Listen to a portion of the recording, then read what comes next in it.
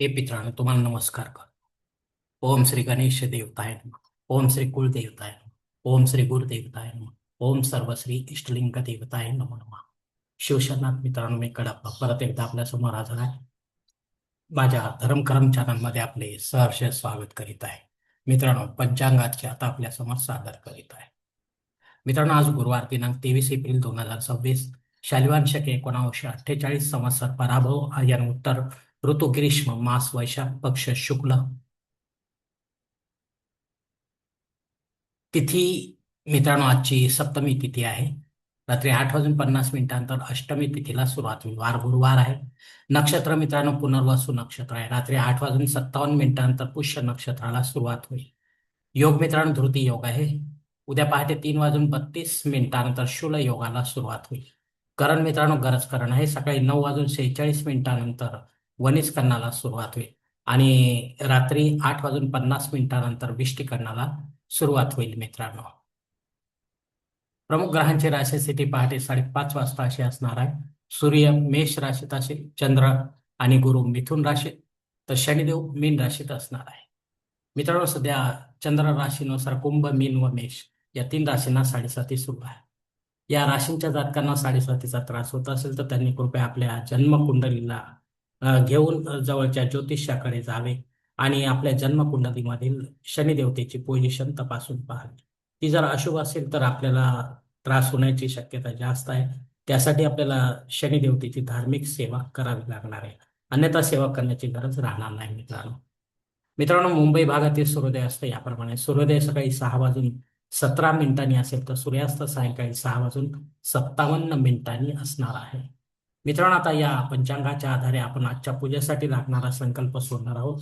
तेव्हा आपण आपल्या उजव्या हाताच्या तळहातावर एक पळी पाणी, थोडे अक्षर, एक फुल व फुलाची पाकळी घ्या आणि हा छोटासा संकल्प म्हणायला सुरुवात करा. मित्रांनो, हरोम शिव शिव शंभोरात्मे प्रवर्तमान सद्य ब्रह्मणो द्वितीय परार्धे श्वेतवराह कल्पे वैवस्वत मन्वंतरे कलियुगे प्रथम पादे जम्बूद्वीपे भरतवर्षे भरतखंडे मेरो दक्षिण दिग्भागे महाराष्ट्र देशे व्यावहारिक चांद्रमान शालिवान शके 1948 प्रभावादी षष्ठे संवत्सराणामध्ये पराभव नाम सहस्र उत्तरायणे ग्रीष्म ऋतू वैशाख मासे शुक्ल पक्षे बृहस्पती वासरे पुनर्वसु नक्षत्रे धृती योगे गरज करणे सप्तमी शुभतिथ वीरगोत्रात उत्पन्न मी कडप्पा मोह बात दुरित अक्षय द्वारा से पार्वती पती परमेश्वर पित्यार्थ विधिवत नित्य देव पूजा एवं इष्टलिंग पूजा करिष्ये. मित्रांनो, याच ठिकाणी हा संकल्प संपलेला आहे. तेव्हा आपण आपल्या उजव्या हाताच्या तळहातावरील संकल्पात पाणी जवळच्या निर्माल्याच्या तामणात सोडून द्या. मित्रांनो, या संकल्पाची वेळ मर्यादा सकाळी 9:46 आहे. या वेळेनंतरही आपल्याला संकल्प सोडायचा असेल तर कृपा करून आपण वरील बदललेल्या पंचांगाचा आधार घ्यायचा आहे, नवीन संकल्प तयार करायचा आणि त्या संकल्पात आपण करत असलेल्या धार्मिक विधीचा उल्लेख अवश्य करायचा. तेव्हाच आपली धार्मिक सेवा संबंधित देवतांपर्यंत पोहोचेल आणि त्यांचे आशीर्वाद आपल्यापर्यंत पोहोचतील. आपले जीवन अधिक सुखमय बनेल. मित्रांनो, आता यानंतर आपण मुहूर्त विभाग पाहणार आहोत. यामध्ये धार्मिक विधी आणि त्यांचे मुहूर्त काळ याप्रमाणे दिलेले आहेत. सर्वात प्रथम साखरपुडा यासाठी मुहूर्त दिले दिनांक 26, 28, 29, 30, मे दिनांक 1, 3, 6, 9, 10 आणि 13. डोहाळ जेवणासाठी मुहूर्त दिले दिनांक 23, 24, 29, मे दिनांक 3 आणि 6. बारसे करण्यासाठी मुहूर्त दिले दिनांक 23, 28, 29, मे दिनांक 3, 9, 11 आणि 13. जावळ काढण्यासाठी मुहूर्त दिले दिनांक 23, 24, 29, 30, मे दिनांक 1, 10, 11 आणि 14. गृहप्रवेश करण्यासाठी मुहूर्त दिले दिनांक 23, 24, 29, मे दिनांक 1, 3, 6, 8, 9, 10 आणि 13. आता मुहूर्ताच्या दुसऱ्या भागात देखील पाहूया. मित्रांनो, उपनयन करण्यासाठी मुहूर्त दिलेत मे दिनांक 3, 6, 7. विवाह करण्यासाठी मुहूर्त दिलेत दिनांक 26, 28, 29, 30, मे दिनांक 1, 3, 6, 7, 8, 9, 10, 13 आणि 14. वास्तुशांती करण्यासाठी मुहूर्त दिले दिनांक 23, 24, 29, मे दिनांक 1, 6, 8, 9, 13 आणि 14. भूमिपूजन व पायाभरणी करण्यासाठी मुहूर्त दिलेत. एकमेव मुहूर्त आहे मे दिनांक 7. देवमूर्तीची प्राणप्रतिष्ठा करण्यासाठी मुहूर्त दिले दिनांक 23, 24, 29, मे दिनांक 1, 3, 8, 10, 13 आणि 14.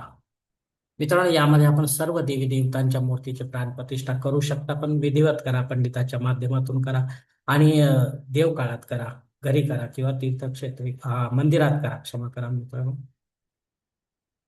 पण दुसऱ्या दिवसापासून आपल्याला या प्राणप्रतिष्ठित मूर्त्यांवर संबंधित देवतांचा अभिषेक घ्यावा लागतो. तो जर आपण घेणार नसेल तर मग अशा प्राणप्रतिष्ठित मूर्ती देखील खंडित मानल्या जातात आणि त्यांचे विसर्जन करावे लागते मित्रांनो. तेव्हा आपण गरज असता तरच आपण या देवमूर्तीची प्राणप्रतिष्ठा करावी आणि आपल्या देवघरामध्ये स्थिर करावे मित्रांनो. अन्यथा करू नये मित्रांनो. मित्रांनो, वरील काही मुहूर्तांच्या तारखेत वेळेची मर्यादा देखील असू शकते. कृपया ती जाणून घेण्यासाठी आपण मला कॉमेंट्स बॉक्समध्ये विचारावे किंवा योग्य पूर्वतयास वा पंचांगधारकास संपर्क साधावा आणि मगच आपल्या जन्मकुंडलीच्या अनुसार आपल्यासाठी योग्य असा मुहूर्त निवडावा, जेणेकरून आपल्या मुहूर्तामध्ये कोणत्याही प्रकारची बाधा उत्पन्न होणार नाही आणि मुहूर्ताचे पूर्णपणे फळ आपल्याला प्राप्त होईल. आणि असा मुहूर्त जर आपल्याला मिळत नसेल तर मग मात्र आपण स्वतःहून किंवा पंडिताच्या माध्यमातून यापेक्षा वेगळा काही मुहूर्त निर्माण करण्याचा प्रयत्न करू नका.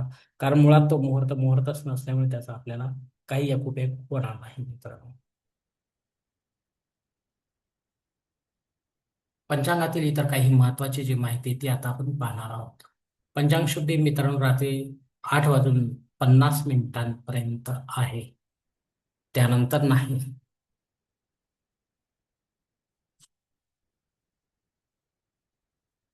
जर आपल्याला काही धार्मिक विधी संपन्न करायचे असतील तर आपण करू शकता. दिनविशेषमध्ये गंगोत्पत्ती आहे आजच्या दिवशी, म्हणजे गंगा नदीचे पृथ्वी तलावर आगमन झाले होते मित्रांनो. भगवान शंकराने आपल्या जटेतून या गंगेला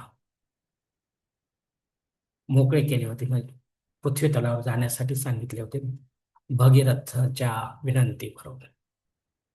त्यांच्या पितरांच्या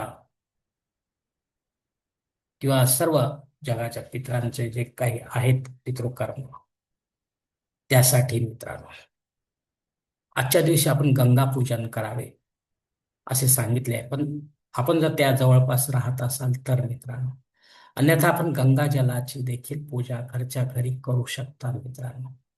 तशी तर आपण गंगा जल ज्या वेळेला आणतो मुख्य गंगा नदीचे, त्यावेळेस त्याची देवघरात आपण स्थापना करतो आणि त्याची पूजा देखील पंचोपचार करत असतो मित्रांनो. पण आजच्या दिवशी आपल्याला ते अवश्य करायचे. जर आपण गंगा नदीच्या ठिकाणी जाऊ शकत नसाल तर आपण पूजेच्या दुकानातून हे गंगाजल आणून त्याची पूजा अवश्य करू शकता मित्रांनो. आणि रोजच्या रोज आपण गंगा जल आणि पंचगव्यांचे मिश्रण आपल्या स्नानाच्या पाण्यात टाकून आपण शाही स्नान करू शकता मित्रांनो. रात्री 8:57 ते सूर्योदयापर्यंत गुरुपुषामृत योग आहे. हा गुरुपुषामृत योग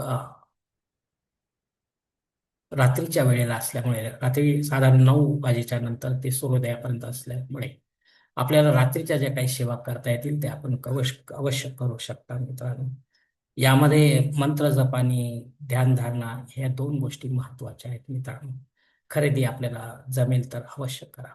यासाठी माझा शॉर्टमध्ये छोटा व्हिडिओ आहे, तो आपण पाहू शकता. त्यामध्ये सर्व कर्मकांड दिले आहेत मित्रांनो. मित्रांनो, रात्री 8:50 भद्रा योग सुरू होतोय. हा शुभ योग आहे, राहू ग्रहाच्या अंडर येणारा. तेव्हा आपल्याला महत्वाची किंवा विशेष कामे शक्यतो टाळायची आहेत यावेळी. जे रेग्युलर आहे तीच करावी मित्रांनो. सप्तमी श्राद्ध कर्म आहे. आपल्याशी संबंधित वा आपल्यावर अवलंबून असलेल्या नात्यांमध्ये कोणी आपल्याला सोडून परलोकात निघून गेले असेल तर त्यांच्या नावाने आपल्याला पिंडदान युक्त किंवा पिंडदान रहित असे श्राद्ध कर्म करणे जे आहे घरी करावं किंवा तीर्थक्षेत्री करा, पण विधिवत करा, पंडिताच्या माध्यमातून करा आणि अपराह्न काळातच करा. तेव्हाच आपली पितळसेवा आपल्या पितरांपर्यंत पोहोचेल आणि त्यांचे आशीर्वाद आपल्यापर्यंत पोहोचेल. आपले जीवन अधिक सुखमय पाहिजे मित्रांनो.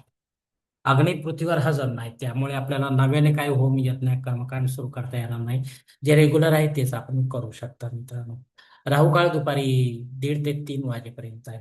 या 1.5 तासाच्या काळातही आपल्याला रेग्युलर जी कामे आहेत तीच करायची. विशेष किंवा महत्वाची कामे कराल तर त्यात अपयश येण्याची शक्यता जास्त राहील मित्रांनो, कारण राहूचा हा प्रभाव आहे.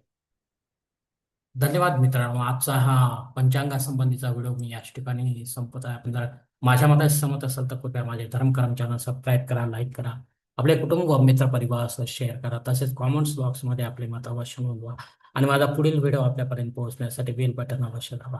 धन्यवाद मित्रांनो. पुढील भेटीपर्यंत आपण खुश राहा, आनंदी राहा, प्रसन्न राहा.